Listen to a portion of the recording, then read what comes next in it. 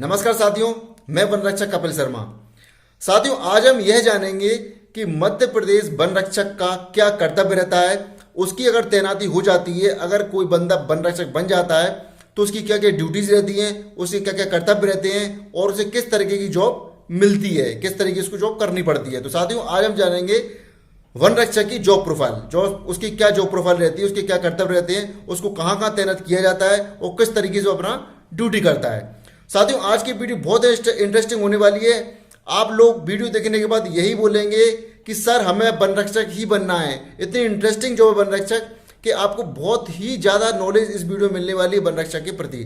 तो साथियों, वीडियो शुरू करने से पहले आपसे रिक्वेस्ट है, अगर आप मेरे चैनल पर नए हैं तो प्लीज़ मेरे चैनल को जरूर सब्सक्राइब करें, लाइक करें और शेयर करें और साथ में पास वाला बेल आइकन जरूर दबा दें। साथियों, अगर आप पास वाला बेल आइकन दबाएंगे तो आपको वन रक्षक से संबंधित सारी इंफॉर्मेशन, सारी डिटेल आपको मिल जाएगी और आप बहुत ईजिली वन रक्षक की जॉब गेन कर सकेंगे। तो साथियों, शुरू करते हैं आज के वीडियो। दोस्तों, वन रक्षक की क्या जॉब प्रोफाइल रहती है, तो आपको मैं बता दूं कि वन रक्षक की जो ड्यूटी रहती है वो 24 घंटे की रहती है। जी हाँ साथियों, देखिए, यह वन रक्षक की जो जॉब रहती है, इसमें बहुत सारे अपराध होते हैं और अपराध छुट्टियों के टाइम में ऐसा कुछ तो श्योर है नहीं कि छुट्टियों के टाइम में अपराध नहीं होंगे और जो आप ड्यूटी करेंगे उसमें अपराध होंगे। तो साथियों, यह एक वर्दी वाली जॉब है। इस जॉब में 24 घंटे की ड्यूटी रहती है। इन 24 घंटे की ड्यूटी में आपको कभी भी किसी भी समय अपने क्षेत्र में जाना पड़ सकता है। साथियों, इस क्षेत्र में जो निर्धारित होते हैं उनको बीट कहते हैं। तो पहले मैं आपको साथियों बताना चाहता हूं कि कहां कहां किस किस जगह पर आपकी पोस्टिंग होती है। मान लीजिए, सपोज कीजिए वन रक्षक बन गए हैं, आपकी पोस्टिंग कहां कहां हो सकती है। तो ये बहुत वास्ट डिपार्टमेंट है साथियों, बहुत विस्तृत क्षेत्र है वन रक्षक का। उसमें आप वन विभाग का, उसमें आपको बताना पड़ सकता है कि वो कहां कहां आपको ड्यूटी लग सकती है। साथियों, ऐसे कई क्षेत्र होते हैं जहां पे एक वन रक्षक को तैनात किया जाता है। उदाहरण के तौर पर मैं आपको बता दूं साथियों, सबसे पहला जैसे कि वन मंडल में आपकी तैनाती होती है। वन मंडल के बाद नर्सरी में भी आपको तैनात कर सकते हैं। नर्सरी के बाद साथियों आपको तैनात कर सकते हैं काष्ठागार में। काष्ठागार वो होता है जहाँ पर लकड़ियाँ आती हैं, लकड़ियों को पूरा भंडार होता है, उसको काष्ठागार कहते हैं। तो वहाँ भी आपकी ड्यूटी लग सकती है।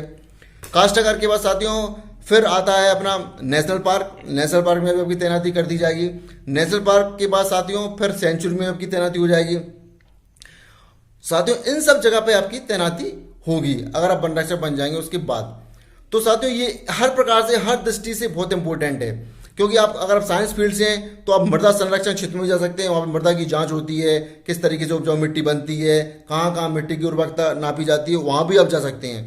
तो वन रक्षक का क्षेत्र बहुत विस्तृत है साथियों। सपोज कीजिए आपकी तैनाती वन मंडल में हो जाती है, तो वन मंडल में आपको एक वन परिक्षेत्र के अंतर्गत, वन परिक्षेत्र एक क्षेत्र होता है जो विस्तृत क्षेत्र होता है, वन परिक्षेत्र के अंतर्गत आपको उपवन परिक्षेत्र में कहीं भी आपकी तैनाती हो जाएगी।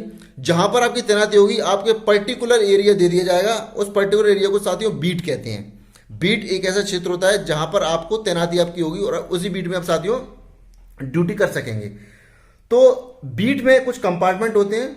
एक बीट मिनिमम 1500 हेक्टेयर से लेके 2500 या 3000 तक वो बीट होती है।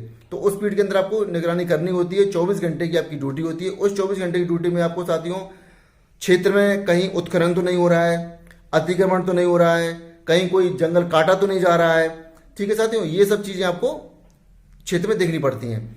साथियों, आपको आपकी सुविधा के लिए, आपकी मदद के लिए चौकीदार भी तैनात कर दिए जाते हैं जो आपकी हेल्प करते हैं। चौकीदार ग्रामीण क्षेत्र में लोगों से आपका समन्वय बैठाते हैं, जंगल में कहाँ का नुकसान नहीं हो रही वो आपको बताते हैं और आपके साथ हमेशा साथ चलते हैं आपकी हेल्प करने के लिए। तो आपको चौकीदार भी साथियों मिलते हैं। आपके क्षेत्र में कोई प्लांटेशन आता है तो प्लांटेशन भी साथियों, कोई 50 हेक्टेयर का प्लांटेशन होता है, कोई 25 हेक्टेयर का प्लांटेशन होता है, तो प्लांटेशन में भी आपकी ड्यूटी लग सकती है और उस प्लांटेशन में भी साथियों आपको चौकीदार मिलता है। वो चौकीदार आपकी हेल्प करता है। तो साथियों देखिए कितना इंटरेस्टिंग है, आपको चौकीदार ही मिलते हैं। उसके बाद साथियों फिर कुछ क्षेत्र ऐसे होते हैं बीट के अंदर, कुछ आरएफ होते हैं, कुछ पीएफ होते हैं। तो पीएफ क्षेत्र के अंदर भी तैनाती हो सकती है और आरएफ के अंदर भी हो सकती है। अब साथियों पीएफ आरएफ क्या होता है, उसकी विस्तृत और उसकी डिटेल एनालिसिस जो मैं आपको अगले वीडियो में बताऊंगा। तो ये साथियों छोटा सा बीट का सिस्टम था। इस बीट में वन रक्षक की तैनाती होती है।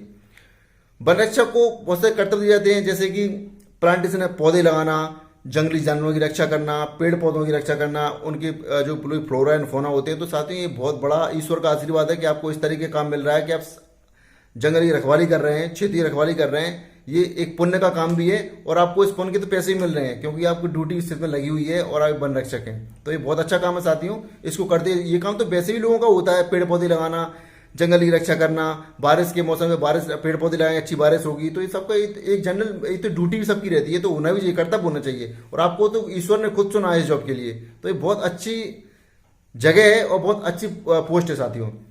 साथियों दूसरा टॉपिक में बात करते हैं, ये तो वन रक्षक की जॉब प्रोफाइल। आप साथियों बात करते हैं कि वन रक्षक को क्या सरकारी क्वार्टर मिलता है। कई लोगों के मेरे पास कॉल्स आए ये जानने के, सर क्या वन रक्षक को सरकारी क्वार्टर मिलता है। तो जी हाँ साथियों, वन रक्षक को सरकारी क्वार्टर भी अलॉट होते हैं। जहां पर उनकी पोस्टिंग रहती है वहां उनको सरकारी क्वार्टर मिलते हैं।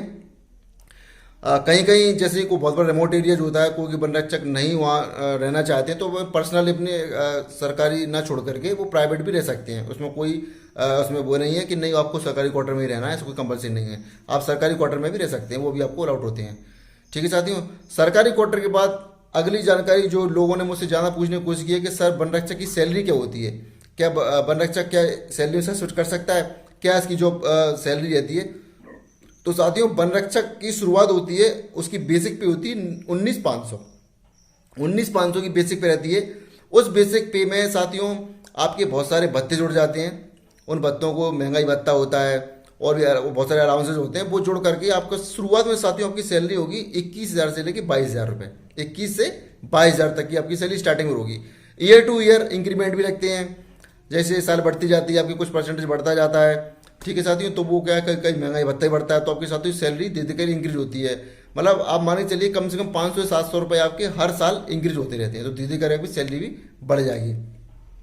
तो साथियों ये कुछ इन्फॉर्मेशन थी सैलरी से रिलेटेड, सरकारी क्वार्टर से रिलेटेड और वन रक्षक की क्या जॉब प्रोफाइल रहती है उससे रिलेटेड। साथियों उम्मीद करता हूँ साथियों आपको ये वीडियो बहुत इंटरेस्टिंग और पसंद आया होगा और आप इस वीडियो से अट्रैक्टेड होके आप जॉब वन रक्षक की अच्छी तैयारी कर रहे होंगे और बहुत अच्छी तैयारी करके आप जॉब भी वन रक्षक की